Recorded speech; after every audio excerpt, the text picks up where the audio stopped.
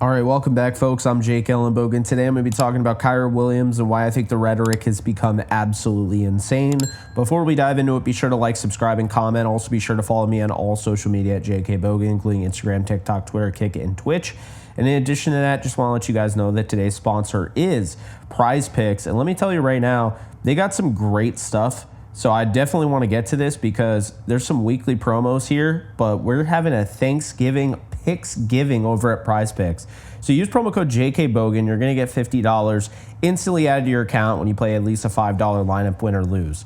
But in addition to that, our friends over at Prize Picks are going to have a free Tyreek Hill square. That's going to be a 0.5 receiving yards, so you definitely want to get in on that. There's going to be all sorts of chances to have everybody eat, including having one of your plays protected, with the Picks giving protected play Wednesday afternoon. So obviously get ready for Thanksgiving in that regard.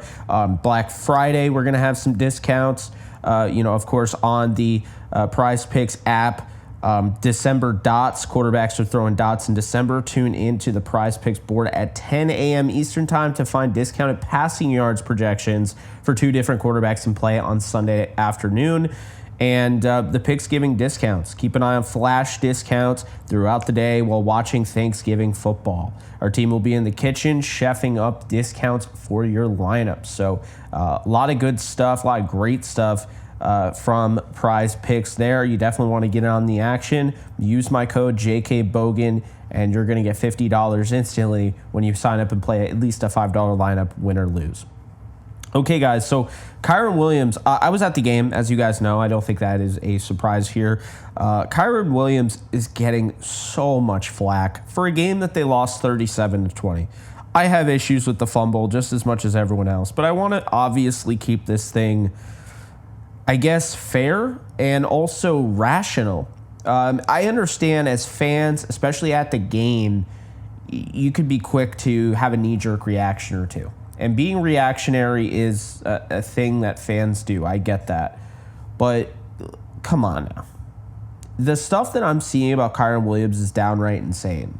This is somebody that, and I understand some people are going to say, I don't care about last year, yada, yada, whatever. And fine. But 2022 was his first year. The first play of the game on the kickoff against the Buffalo Bills, he gets hurt.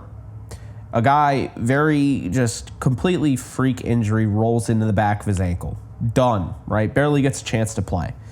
He only had 47 snaps in that season.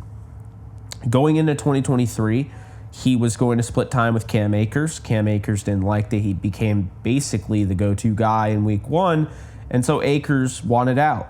So Kyren becomes the starter. His first legitimate rookie year was 2023, in which he had 1,144 yards on 228 carries. That's a 5 yards per carry average, 12 touchdowns. He fumbled 3 times, had 761 yards after contact, and forced 51 missed tackles. This is somebody last year that gave the Rams life. They were 1-3 without him. They did not look like the same offense. When he came back, he gave them life. He was huge. Best run defense in the league, by the way, last year was the Baltimore Ravens. They came out and ran it 8 times right down their throat with Kyren Williams. What Kyren Williams brings to the table is a 5'9", 194 frame. Not necessarily one that's going to look like Todd Gurley or Eric Dickerson. You're not going to mistake him for those guys. But a guy that's not afraid to step into the face of pressure, deal with it in pass pro, make that big-time blitz pickup, spit up some blood on the sideline, and go and do it again. That's who Kyren Williams is. That's who he's always been, going back to the Notre Dame Fighting Irish. He's a 5th-round pick back in 2022, 164th overall. They traded up to get him with the Raiders, and they absolutely love him, and with good reason. Let me make this very clear, okay? I understand this year has not gone his way. I get it. But he has the majority of the touchdowns. The last thing I'm ever going to do is take touchdowns for granted with a red zone offense that just simply has not shown that they can score. Kyren Williams has 9 rushing touchdowns this year, okay? Kyren Williams is pivotal to scoring touchdowns in the red zone. In addition to that, Kyren Williams is second in the league, only behind Derrick Henry, in first down conversions. So I understand this year, 4 yards per carry, 5 fumbles. I get it. But what was the big thing about last year? Was last year's offensive line more talented? No. Last year's offensive line was more healthy. Last year's offensive line was more healthy, and it led to more holes. It led to the consistency in the run game. This year has not been the case. The Rams went out. They got Jonah Jackson. They brought back Kevin Dotson. They moved Steve Avila initially to center to bolster that running game. They wanted to run the football like crazy this year, okay? And they got Kyren Williams, a guy behind him, because Kyren Williams last year had crazy snaps, and this year he's third in snaps among all running backs, okay? Last year, when you look at the snaps, Kyren Williams, despite the fact that he missed 4 or 5 games, Kyren Williams ended up finishing with quite a few snaps. I mean, we're talking about a guy who was 20th in running backs, 20th, and he played 12 games in the regular season. Okay, just to make it clear what we're talking about here, Devin Singletary played 17 games for the Houston Texans and got himself a nice little payday. He played 1 more snap than Kyren Williams. That's saying a lot. Breece Hall, 255 snaps to Kyren Williams, 249. He played 17 games. Gus Edwards, 255. How about this one? Bijan Robinson played 272. Kyren Williams played 249. Robinson was healthy for every single game. What's my point in all this? Kyren Williams' usage has been insane. The last thing I'm going to do is start calling for his head. Of all players, I am not going to go after 23 the way some people are. And it's with good reason. This is a really good running back. I've said this. He's one of the best running backs in the National Football League. Does he have the offensive line that Saquon Barkley has right now? No. Does he have the offensive line that Derrick Henry has right now? No. Does he have the offensive line that the Packers have and Josh Jacobs, who's third in the league in rushing? No. How about Jahmyr Gibbs? Absolutely not. Carolina probably has a better offensive line. Okay? Then after that, Kyren Williams is behind those guys in 6th place in rushing yards. The bottom line is this, okay? Last year, they were not as talented of an offensive line, but they were way healthier than they were this year. This year, you had Jonah Jackson, who missed the majority of the season. Steve Avila missed the majority of the season. Joseph Noteboom, you're rotating in and out. You have A.J. Arcuri. First game of the year, he's playing left tackle. All sorts of things. You have Logan Bruss, who's not even on the team anymore. He was starting games, right? Bo Limmer, a rookie 6th rounder. They have had to have different guys come in and come out. They have had to sign guys like Jerron Christian. They've had to sign guys like Ty Nsekhe. They've had to sign guys like that, right? This has not been a healthy offensive line. We might, for the first time all year, see their desired starting offensive line when Rob Havenstein comes back this week, right? It looks like he's going to come back this week. We'll see. If that's the case, judge Kyren Williams based on that game. I watched this guy go for 5.7 yards per carry against that Patriots defense that has been pretty good. And I'm telling you right now, Kyren is still a very, very talented running back. With that said, he still makes mistakes. He's 24 years old, so he's 5 years younger than I am. And in addition to that, this is somebody who really didn't get a rookie year. Last year was his first rookie year, right? His first legitimate season where he was a rookie, and he went over 1,100 yards in 12 games. This year, he's played in pretty much every game. He has played in every game, 11 games, and he has 822 yards rushing on 207 carries. 4 yards per carry average, 9 touchdowns, 5 fumbles. The fumbles I get. I understand why people are upset.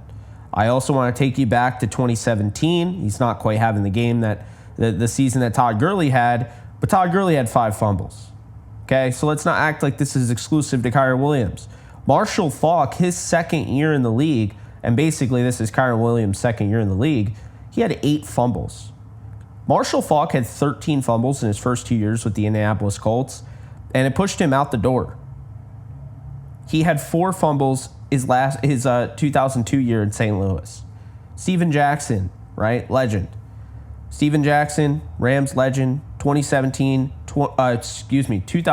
2008, 5 fumbles. Had 4 fumbles his Pro Bowl season in 2006. Does that make Jackson any less of a player? No. In addition to that, Steven Jackson, who never really had a great offensive line, 4.1 yards per carry, 4.2 yards per carry, 4.4. He was a Pro Bowl the year he had 3.8. His career is 4.1. Kyren Williams this year is 4.0, okay? What I don't understand is that we've seen Kyren Williams this year really carry this team in the red zone. We've seen him carry them on third down and fourth down. He's forced 32 missed tackles. You know, he's not perfect, but the idea that he's the issue, and now all of a sudden people care about his speed. They didn't care about it last year, but now they care about it. We addressed this in the offseason on this channel. It's why I wanted Trey Benson. It's why I wanted a speedy guy. But they went out and got Blake Corum, who's very much the same as Kyren Williams. Now, hindsight's 2020, and obviously Blake Corum, you know, it's easy to say this now. If Blake Corum was incredible, then we probably aren't talking about this. But I think that the reality, the real thing about Kyren Williams is this. What people fail to understand is that he's in his second season. We call it the sophomore slump. He hasn't had a healthy offensive line at any point this year. This is way more inconsistent of an offensive line than last year. And it's not like the Rams have a 1,000-yard receiver to worry about. Puka Nacua is doing his thing. I get that. But Kupp was hurt for a bit. They barely used Tutu Atwell. Demarcus Robinson is just a red zone guy. They don't really have anybody at tight end. No Tyler Higbee also hurts the run game.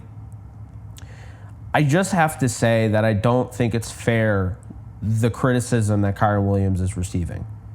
Okay, the 5 fumbles, I get it. I do. I understand why people are upset. He had 3 going into this game, going into week 12. He's trying to make something happen. And it's unfortunate, and I get that. But, you know, what he's done in pass protection just totally goes unnoticed. I've seen more criticism of Kyren Williams than I ever saw of Cam Akers. I saw so many people defend Cam Akers when he really never did anything aside from a couple splash games, including the 171-yard performance against the Patriots on Thursday Night Football. Kyren Williams just had a game, and you probably didn't know this because the game was, ended up being a blowout. He went 16 of 72 for a touchdown, and he had 2 fumbles. What you didn't know is that he forced 7 missed tackles. That's the most he forced all season long. Last week, he forced 5 missed tackles. He forced 5 missed tackles against the Raiders and the Packers. He forced 3 against Chicago and 3 against Arizona. He's forced at least a missed tackle in almost every game except for the game against the Seattle Seahawks. Now, as of late, his last 3 games, 4.1 yards per carry, 5.7, 4.5. To start the season, he went up against a really good run defense in the Detroit Lions, 2.8. He went up against the Arizona Cardinals in a game where they tried to run the ball and then ended up being a blowout, and they had to throw the rest of the game, 2.1. They went up against a tough 49ers team. Obviously, they were banged up, but tough nonetheless. Week 3, 3.7. Went up against the Bears defense and ran 4.9. Went up against the Green Bay defense and ran 4.6. Vegas, 3.6. Minnesota, 4.2. Seattle, 3.1. Miami, 4.1. New England, 5.7. Philadelphia, 4.5 yards per carry.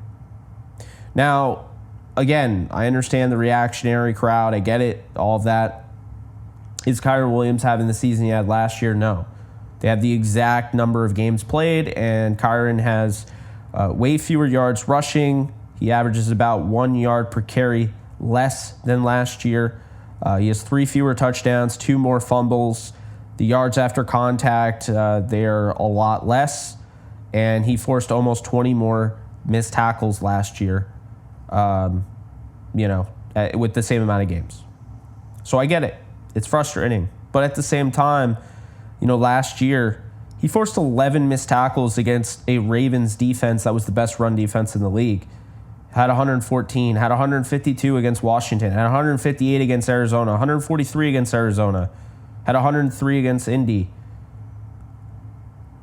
This guy isn't chopped liver. Say what you will. I understand you want your speedy back. You want Todd. Todd Gurley's not coming through that door. Not prime Todd Gurley anyway. Okay? There's a happy medium here.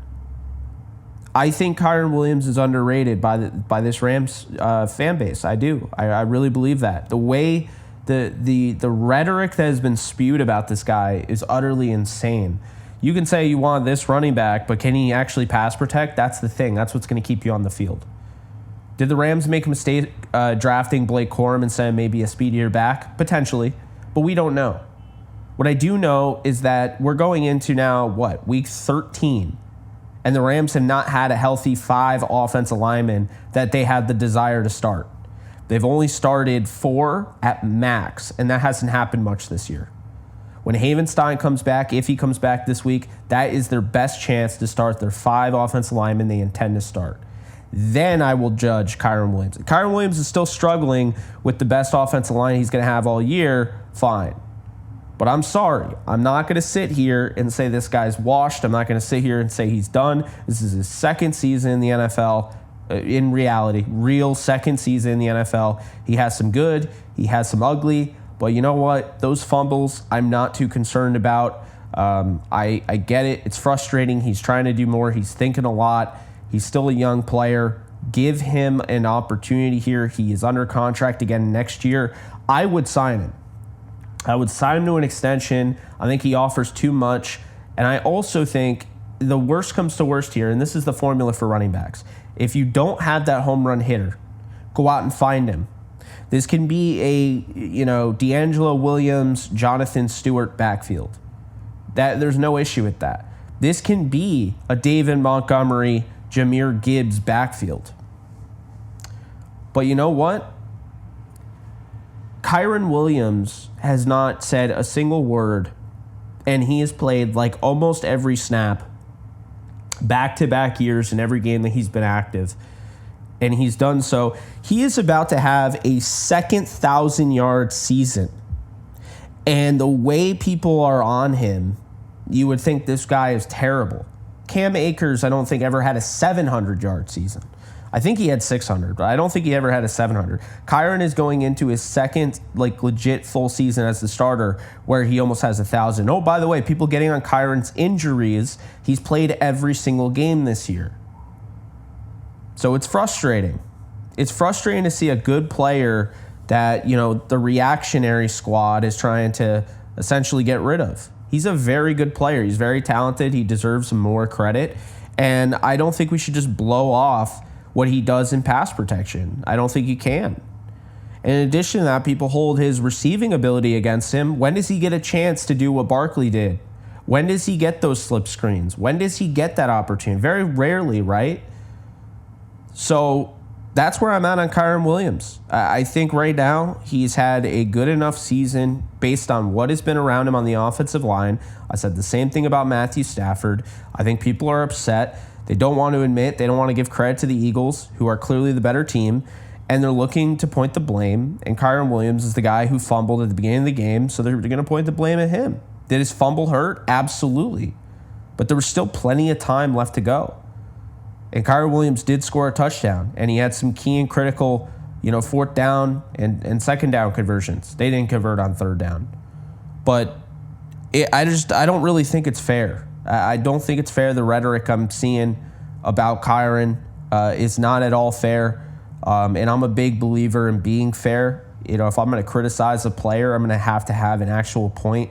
Just saying he's trash, just saying he's slow, just saying, he doesn't break a lot of tackles, which again isn't true, but whatever. People say things to say things.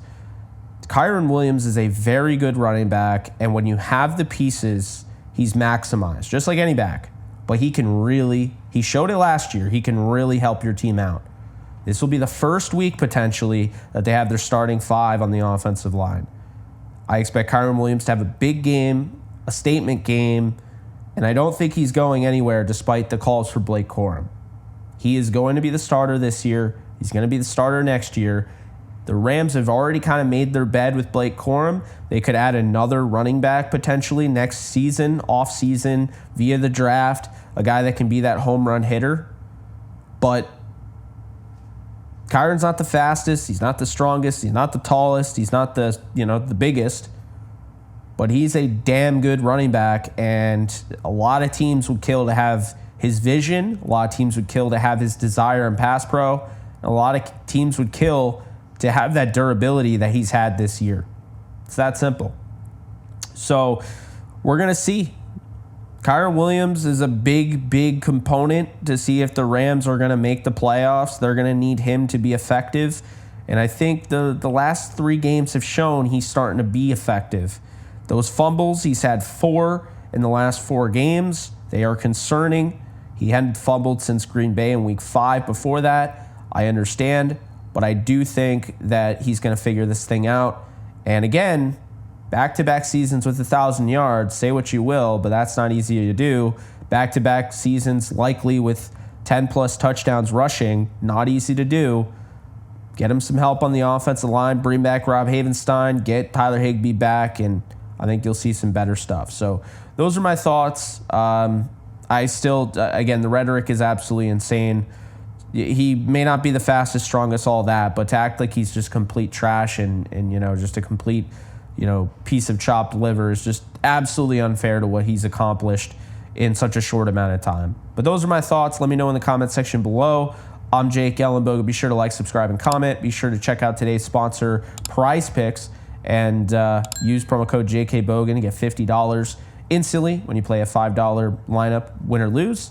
In addition, check out all of the Thanksgiving stuff they have to offer this week. I will see you guys in the next video. Take care, folks. Later. Just want to let you guys know that we are doing all 22 live breakdowns every single week, Rams football related, over on Kick exclusively. That's kick.com/JKBogan if you want to get in on the action. And if you want a little something more than just football, I also do gaming streams as well. So check that out. Link is in the description, and hope to see you there. Do you love talking about the Rams, the NFL, or just want to be a part of a community? Join my free Discord server today. We're over 800 members. We got 24/7 live chat, a level 3 boosted server, the ability to call into JE Live, playing online games with us on Kick streams, toggleable alerts for when I go live on YouTube or Kick so you don't miss a live stream, and exclusive giveaways. Click the link in the description, the comments section, or the link that comes up in the video to learn more and join today.